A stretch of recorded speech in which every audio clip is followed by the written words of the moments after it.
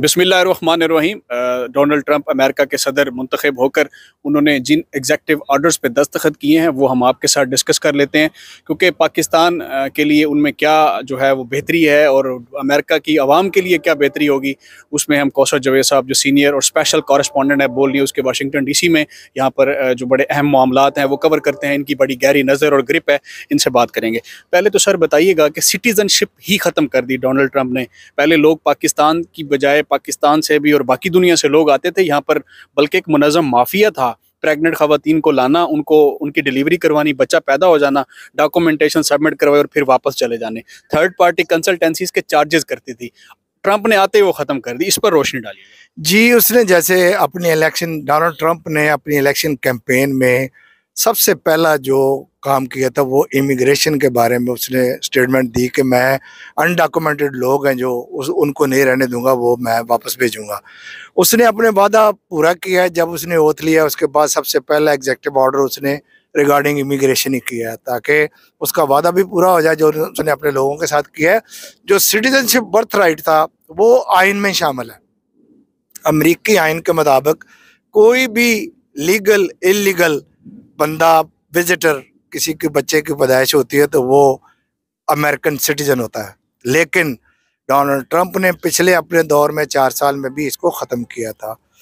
उसके बाद अब जो नए सिरे से वो दोबारा सदर बने हैं, उन्होंने ये बर्थ राइट ख़त्म कर दिया। उसमें जो अनडॉक्यूमेंटेड लोग हैं वो भी शामिल हैं, जो बगैर किसी उसके विजिट पे आते हैं वो भी शामिल है।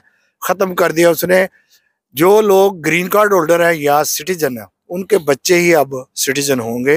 दूसरा जो विजिटर्स का और जो लोग, जैसे आपने कहा कि ये एक माफिया था, वो अब बिल्कुल नहीं होगा। बर्थ राइट जो नहीं मिलेगा उनको। अच्छा, दूसरा ये बताइएगा कि ग्रीन कार्ड जिनके पास होगा उनको बर्थ राइट मिलेगा। आवाम को ये भी बता दीजिए कि जो ग्रीन कार्ड का प्रोसीजर है वो क्या है। ग्रीन कार्ड का प्रोसीजर अभी तो जो यहाँ पे 20 साल से 25 साल हो गए हैं, बिल क्लिंटन ने एमनेस्टी दी थी कि जितने लोग हैं यहाँ पे अपने अपने बिजनेसेस ढूंढ लें और गेट स्पॉन्सर। और वो उस तरीके से जो ग्रीन कार्ड का सिलसिला है वो वही है जो इसमें कॉन्स्टिट्यूशन में शामिल है। आप इधर लीगल तरीके से आए, आप कोई बिजनेस ढूंढें या बिजनेस करें या स्टूडेंट हो या वो जो आपका स्टेटस है ना जो लीगल हो, तो फिर उसके बाद आप जो स्पॉन्सर है किसी भी इदारे से, किसी बिजनेस से, जब आप लीगल तरीके से चाहते हैं, वो इदारा भी बिजनेस भी आपको रखना चाहता है एज ए एम्प्लॉई, तो वो आप उसमें ग्रीन कार्ड अप्लाई कर सकते। उसका प्रोसेस है, उसमें बैकलॉग काफ़ी है। सबसे जो अहम बात है ना, आपका स्टेटस जो है ना वो लीगल रहना चाहिए। जैसे हम विजिट पे आते हैं, हमारे दोस्त फैमिलीज आते हैं, उनका 6 महीने ये एंट्री देते हैं। लेकिन जब आप ग्रीन कार्ड के लिए अप्लाई करते हो वो आपका 6 महीने जो है ना वो ज़्यादा लीगल रहना चाहिए। अगर आप एक दिन भी अपने स्टे से जो मिला है आपको एयरपोर्ट पे उससे ज़्यादा रहेंगे तो 10 साल तक अमेरिका में नहीं आ सकते। तो ये काफ़ी लंबा प्रोसेस है ग्रीन कार्ड का, लेकिन स्टिल पॉसिबल है। सेकेंड लास्ट के अफ़गानिस्तान में तालिबान वापस आ गए हैं। उन्होंने कहा है कि जो ख़वातीन की तालीम है वो बंद कर दी है, उनको प्रैक्टिकली काम करने से मना कर दिया है। और इवन के नबी करीम सल्लल्लाहु अलैहि वसल्लम ने जब हज़रत खतीजा से शादी की तो वो ताजर थी, कारोबार करती थी। तालिबान किस तरफ चल पड़े हैं? मतलब वुमेन जो राइट्स हैं, जो इस्लाम ने बुनियादी हकूक़ दिए हैं, वो तालिबान जो है वो उसको मसख करना चाहते हैं, सल्ब करना चाहते हैं, दोबारा से बदमाशी करना चाहते हैं। देखें, तालिबान जो है वो एक ग्रुप नहीं है उधर, ठीक है।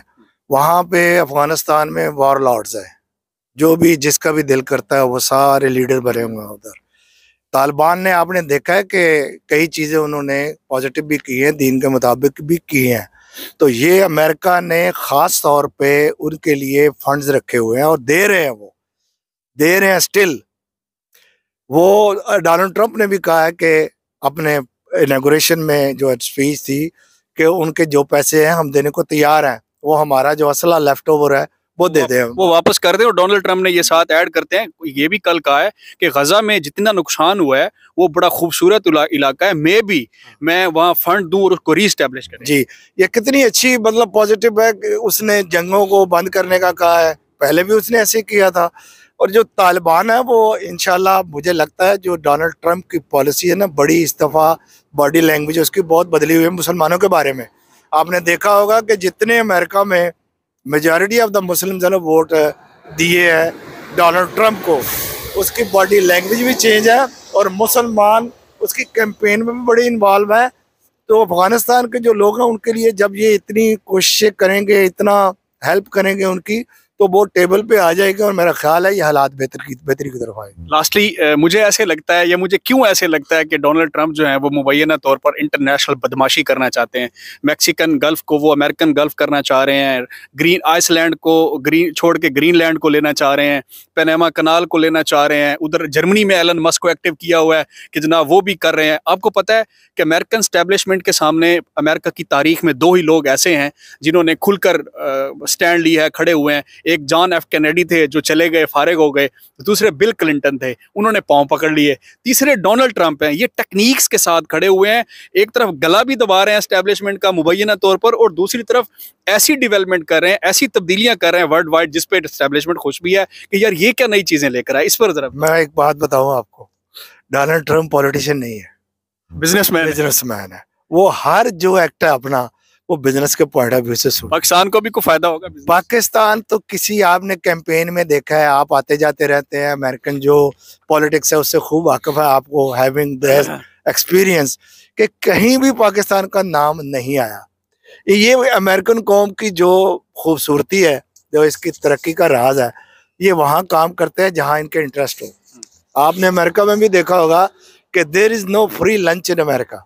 हमारे जो पाकिस्तानी अभी एक्टिव हुए हैं, अभी उस पर बात तो नहीं हम कर सकते, लेकिन जो एक्टिव हुए हैं उन्होंने इसराइल और जो इंडियंस हैं उनके नक्शे कदम पर चल के, जो कांग्रेसमैन है, जो मेंबर सेनेटर्स हैं, दूसरे स्टेक होल्डर हैं, उनके साथ काम करना शुरू कर दिया है, उनके साथ रवाबत बढ़ाए हैं, उनके साथ यानी जो पॉलिटिकल जो चाहिए रिक्वायरमेंट है उसके मुताबिक पाकिस्तानियों ने काम शुरू कर दिया है। जो पाकिस्तानी यहाँ पे है वो असरअंदाज हो सकते हैं, लेकिन पाकिस्तान में फिलहाल अमेरिका का कोई मुझे नहीं लगता इंटरेस्ट है।